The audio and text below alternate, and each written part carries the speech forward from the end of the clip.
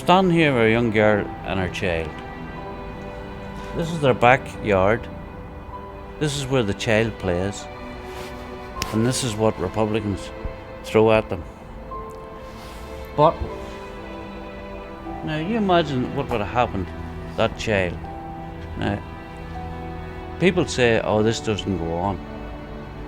But I know, for I've seen it in other places, this is a regular thing that you have to live with. Are you getting any help from anybody? No. That's the way these people have to live here. They can't even let their children out to play in their backyard. You know, how have we got a peace agreement here?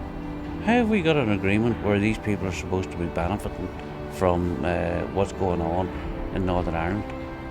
It's a child. He knows nothing about what's going on. And there's people trying to injure him, trying to hurt him, or indeed kill him. How can the child be expected to live like that? There's no way on this earth that should be the case. And there's no way this mother should live in fear of her child being in the back garden. It has to stop. And our politicians, take the cotton wool out of your lugs and start listening to the people.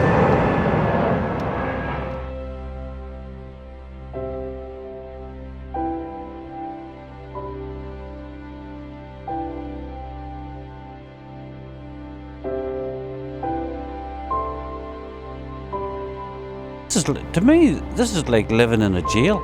It's just unbelievable. Now, people say things have moved on. Is that the case here? No, the things haven't moved on. I've got grandchildren scared to even come down here and see me because they'll be out playing 1 minute.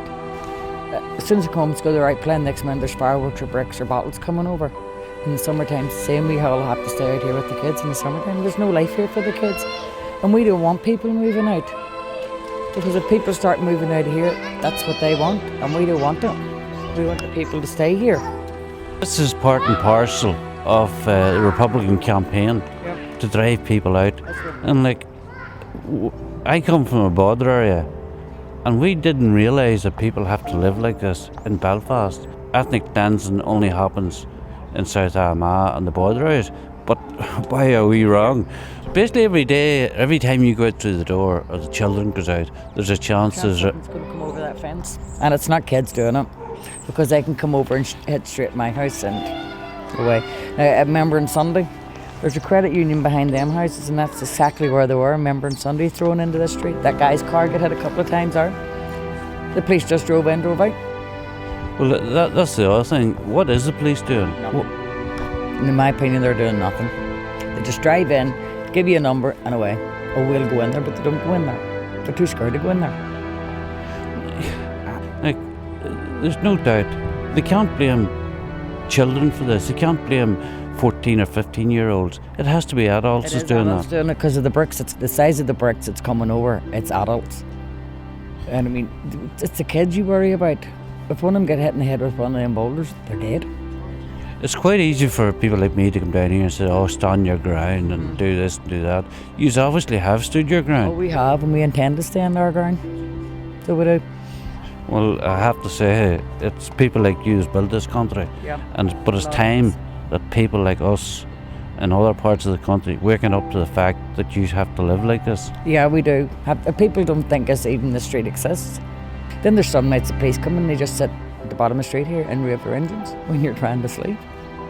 In this new age that we live in, we're told that this doesn't exist. What do you say to that? I don't believe it. People don't really understand what does go on in this street. When was the last time the First Minister was down here? I don't think he's ever been down here. The only person that has really helped us has been Michael Copeland. From day one, Michael Copeland's been here. So you're telling me the First Minister, this is part of his constituents, this is a part that's under attack, where people are getting pattern bombs through at them, basically concrete blocks, half bricks, whatever, coming out across a 30-foot high wall, where you're basically living in a jail. You can get in one way and That's it. you have to go out the same way. And the man's never come down. Never come down. Never. Not from the trouble started in here. Michael Copeland's been the only man that has been here helping us. Do you think is this an attempt to get you out of this area so they can move into Yeah. this area. It is. They want this street. And now if they get this street, they want to block all the parades going past. There's no way we'll let them have this street. Well, I actually believe this is part of their so-called shared Yeah. future or shared space. But the problem with the shared space is It's our space they want, and they're not getting it. there's never any offer for them to move the wall back. No. They want the wall down so they can take this street. That's not going to happen. Hundreds of millions have been pumped into Northern Ireland, and they tell us they've done great things for all the communities. How many millions have you got here? None. Nothing.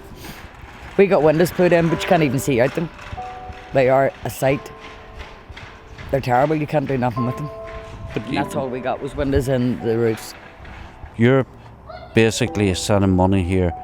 They're sending it to the terrorists, they're sending it to the IRA, they're sending it to Sinn Féin. They're not sending it to people like you. Would I be right? You're right. They're not sending it to us. Sinn Féin IRA's getting it all. They get what they want. We get nothing. Sometimes we forget. We're just forgot about. I just want to live in peace. Let my grandchildren all live in peace and play in peace. Well, They're not getting the chance to do that.